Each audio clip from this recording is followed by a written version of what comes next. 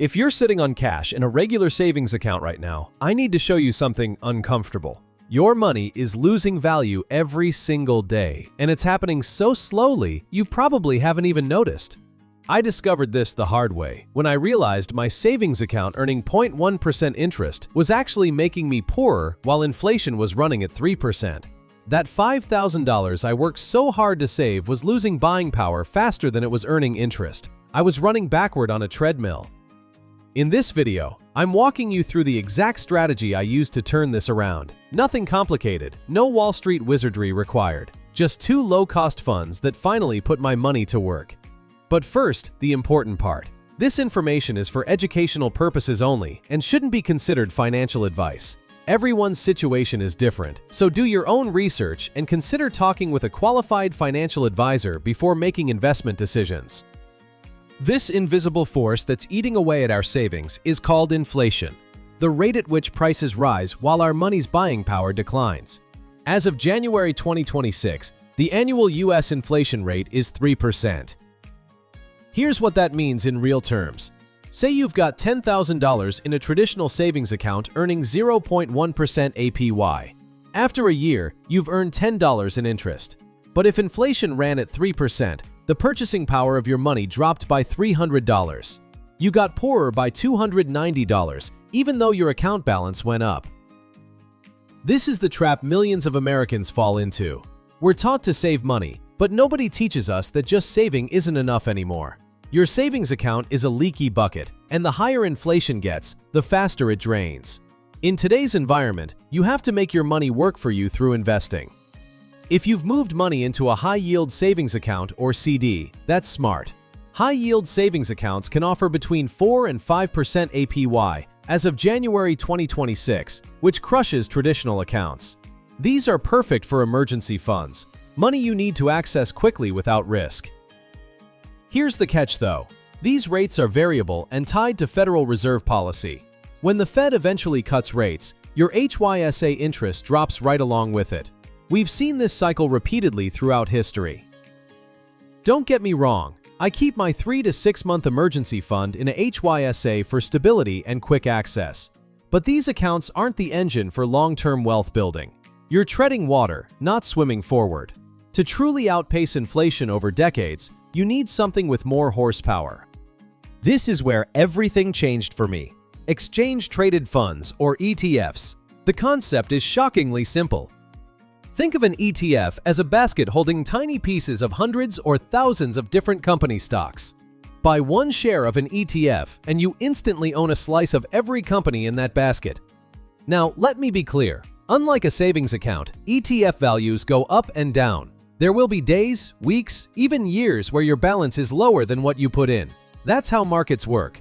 But history shows that over the long haul, these temporary dips don't matter nearly as much as the overall upward trajectory. Why are ETFs perfect against inflation? These are the top 3 reasons. First, diversification. By owning pieces of thousands of companies at once, you spread out risk dramatically. A few companies having a bad year won't destroy your investment because hundreds of others are doing fine.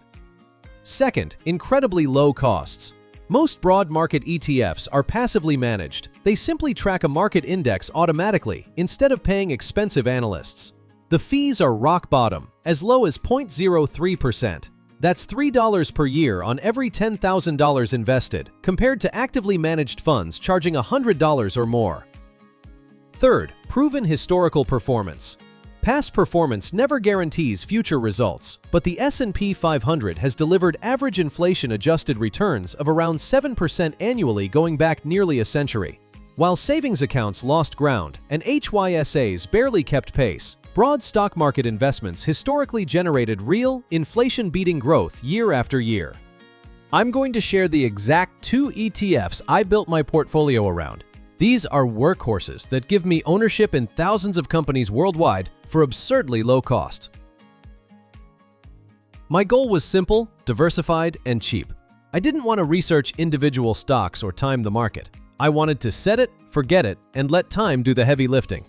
2 funds give me a piece of the entire world stock market. First is the Vanguard Total Stock Market ETF, ticker VTI. This is my foundation.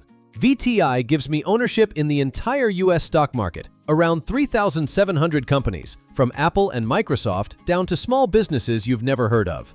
With an expense ratio of just 0.03%, it's one of the cheapest ways to invest in the American economy. I'm not gambling on one company. I'm betting on the US economy as a whole to grow over time. Second is the Vanguard Total International Stock ETF, ticker VXUS.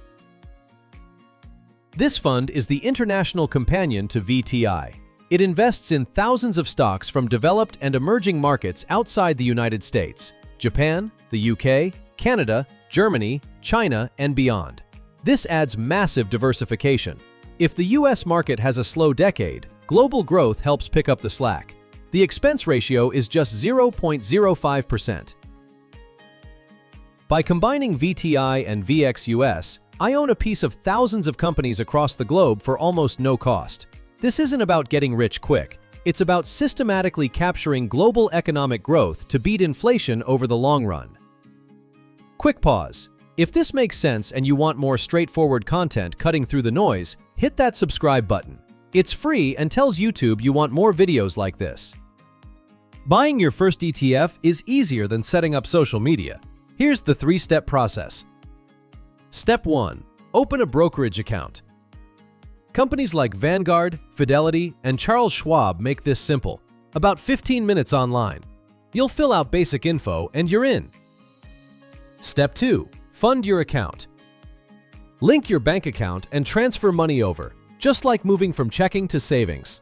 Start with whatever amount makes sense. $50, $500, whatever. Pro tip: set up automatic transfers to make investing a habit. Step 3. Buy your first ETF. Log in, search for the ticker symbol like VTI, click Buy. Most brokers now offer fractional shares, so just type in a dollar amount like $100 and the brokerage buys exactly that much. Click Confirm and you own a piece of thousands of companies. That's it. Don't let jargon or fear stop you.